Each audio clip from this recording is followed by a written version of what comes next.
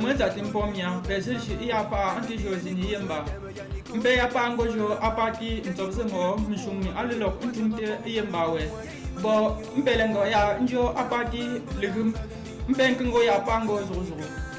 Et comme je l'ai dit, nous allons continuer aujourd'hui avec la partie 11 sur les phrases pour améliorer votre yemba. Et je vais commencer en disant que les mots en yemba sont en gras, tels que vous voyez à l'écran. La signification, chaque des mots se trouve dans les parenthèses et ce n'est pas en gras. Nous avons ici affaire à la partie 11. La fois passée, nous avons vu la partie 10. Donc, pour ceux qui n'ont pas regardé, je vous invite à regarder cette partie-là avant de continuer avec celle-ci. Partie 11. Partie 11. Les phrases pour améliorer votre yemba. Menge asotening, qui signifie je suis une belle personne. Tel que vous voyez, menge asotening, je suis une belle personne. On peut aussi dire menge bello. Menge bello, c'est aussi ça. Menge asotening. Asotening, c'est une belle personne. Asoter, c'est beau ou belle. Il s'agit de la beauté. Et on peut aussi dire bello. Menge asotening, je suis une belle personne. Aomi wie bloko. Aomi wie bloko, qui signifie qui a la brocante. Aomi wie bloko. Vous pouvez constater que bloko, c'est la brocante. Ici, c'est le O aussi est placé avant le point d'interrogation parce que cette phrase-ci est au présent simple de la langue yemba. Et c'est une phrase interrogative.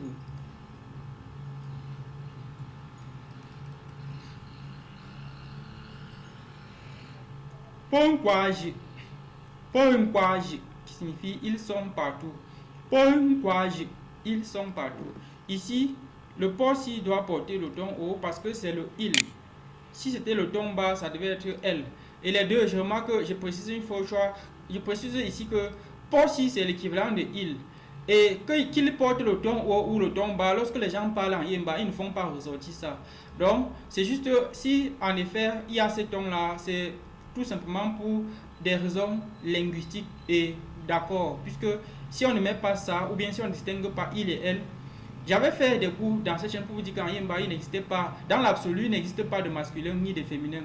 En yemba, on s'exprime tout court. Mais c'est lors de maintenant de l'écriture qu'il y a des problèmes. Si par exemple on veut traduire un document, ou on veut dire que peut-être qu'une femme a mangé quelque chose. Si on se met à utiliser les principes absolus du yemba, ça va poser les problèmes parce que ça va vouloir aussi dire un homme a mangé quelque chose. Donc, pour contextualiser et pour respecter certaines règles grammaticaux, c'est pour cela qu'il y a ces tons sur ce pronom personnel. Troisième pronom personnel du pluriel. Maintenant, ici en bas, on dit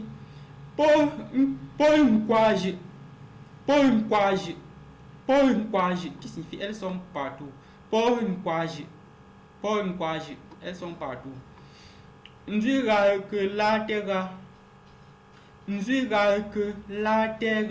Qui signifie ma femme m'avait menti. Ma femme m'avait menti. Qui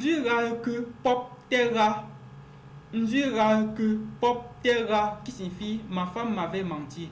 Vous voyez que popti ici c'est l'équivalent de lati qui est menti.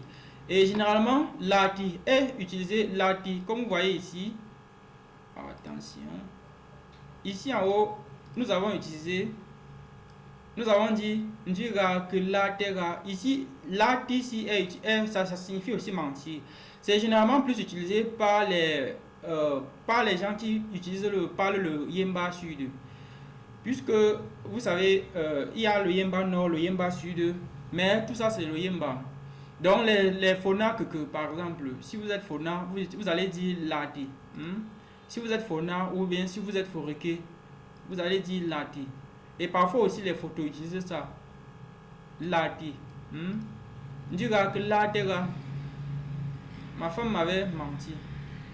Et si par contre vous êtes bafou ou Fokamazo par exemple, les Fokamazo disent popti. Les Bantings là aussi disent popti. Les Balevans ils disent popti.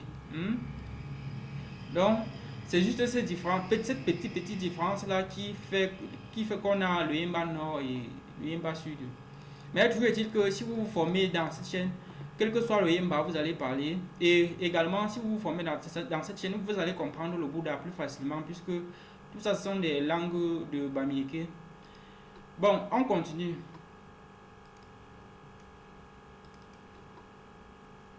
Yimte Mesangama,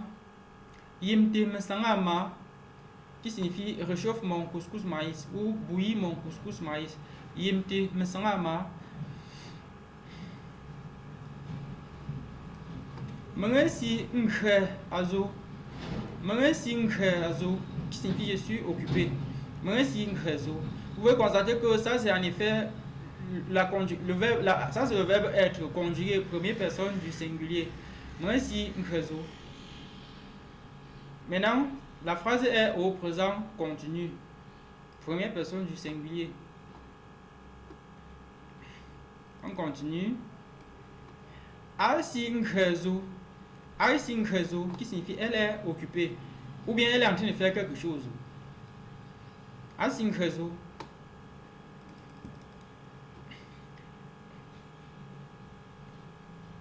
Mo ce que a fouté. Mpoko ponisi. Mo ce que a fouté. Mpoko ponisi, qui signifie l'enfant si est très têtu. Punissons-le. Moi, ce que a fouté. Enfant si est très têtu. Mpoko ponisi, punissons-le. Voilà. Onyin rosile. Qui signifie tu es russe. Onyin rosile, tu es russe. La personne, si c'est bien une question, la personne peut répondre Ngang Munti Nyin Rossi. Ngang Munti Nyin Rossi. Si c'est en effet une question, on répond de cette manière. Ngang Menge Nyin Jaman. Ngang Menge Nyin Jaman, qui signifie non, je suis allemand. Ngang, non. Ngang Menge Nyin Jaman. Non, je suis allemand. Mengejo, qui signifie j'ai compris. Ici, vous pouvez constater que là, c'est en effet le marqueur. Ça, c'est le passé 1 en effet. Mengejo, là, c'est le marqueur du passé 1. Marqueur du passé 1. Aussi un canter accord. Qui signifie tu es en train de rôtir quoi? Aussi, accord, tu es en train de rôtir quoi?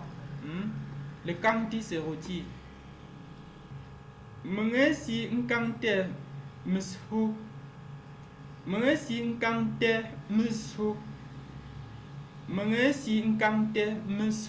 Qui signifie je suis en train de rôtir le poisson. Mengesi nkante mishu. Je suis en train de rôtir le poisson. Men de me suis accident. Qui signifie le pire accident. Men de me suis, vous pouvez constater que men de me suis ici c'est le pire. Men de me suis accident, le pire accident. Vous allez entendre quelqu'un dire allez men de me suis accident, qui signifie la personne a fait un pire accident ou bien le pire accident. Et ici c'est juste un mot emprunté.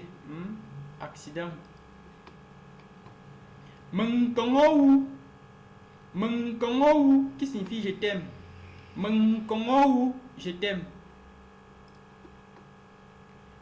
Mengkongou za, qui signifie je t'aime aussi. Mengkongou za, je t'aime aussi.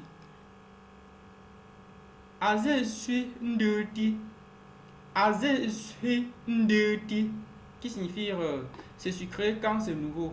Aze suis ndeti, c'est sucré quand c'est nouveau. Ou c'est sucré quand c'est encore nouveau. Aze suis ndeti. Mengchenet nsenge unjik ra nyingbanga. Mengchenet nsenge unjik ra nyingbanga. Mengchenet nsenge unjik ra nyingbanga. Qui signifie je reconnais que tu es mon grand frère.